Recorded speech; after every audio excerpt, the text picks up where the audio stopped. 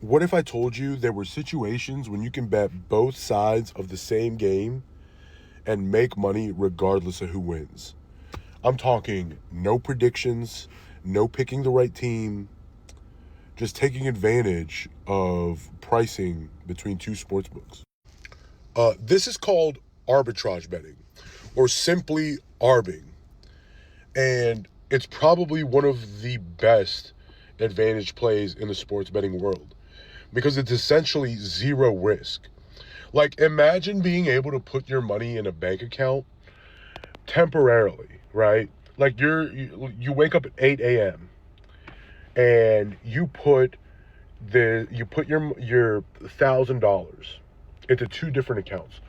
520 over here and 480 on this one. And unfortunately, one side loses all of your money. Say the 480 side. But on this side over here, you've all of a sudden got $1,060. You are now up a total of about $60. Now, it's not life-changing money, but imagine you can do that multiple times a day, multiple times a week. It starts to add up.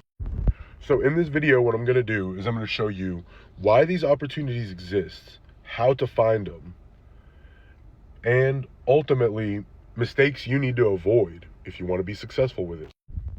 Normally, sportsbooks will build a margin into their odds. So you'll see something like Team A, negative 110, Team B, negative 110. That example is something that isn't an ARB because the VIG is already built into both sides of the odds. But here's the thing. Sportsbooks don't always agree. Let's say you're searching on one book and you see Team A at plus 125. And then you open up another book, same game, see Team B at plus 105. That's an ARB opportunity because now the probability of both is slightly under 100%. Because what's happening in this particular example is you're buying both possible odds at less than they're both expected to return. Now, let's say you have $1,000, right? And you're on Sportsbook A for Team A at plus 120. And then you're on Sportsbook B with Team B at plus 105. Let's get into the math part. At plus 120, the implied probability of its hit rate is 45. Now, plus 105 has an implied hit rate of 48.78. But if you add both of those up, I believe your hit rate is at around 94.23 total. That leaves you like 6% of a gap, which is where your profit is. Now, what happens? You're not just blindly betting $500 on both sides. That would be dumb. So what you do is you calculate by its implied hit rate. So maybe on the one that's 48%, you're betting a little bit more, around like 518, right? And then on the other one, the plus 120, you're betting closer to like 480, right? 482 maybe. Just so it's even. Now, in either example, you're going to win. Because let's say Team A wins, right? Team A, you bet 482. Now you got 1060 back. You made back your $1,000. You're up $60. Team B wins. You're up 1062. So you get your $1,000 back. You're up $62. Remember that 6% we were talking about? Now, why is this allowed and how does it happen? Well, you're never going to find an ARB. I'm not going to say never because I'm sure it has happened or it probably will happen one day. But almost never. You're not going to find opportunity to ARB in the same book. All sports books set their own odds. Some might follow another sports book, but they're still going to have a slight delay. Or maybe they just don't have enough action on one side, so they just don't know how to price it yet. Or even better, one of these guys might know, like, that sports bettors are looking for more attractive prices on a certain bet. So they might set that line at a very attractive price to try to bait people into buying.